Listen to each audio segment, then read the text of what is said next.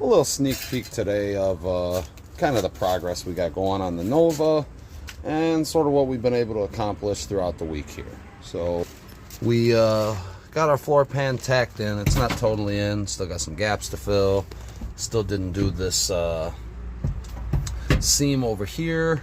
Gonna work on some of the little bit of rust that's left in this other panel, because you can see those are two different panels. This does gotta get sort of pulled down a little bit to line everything up real good.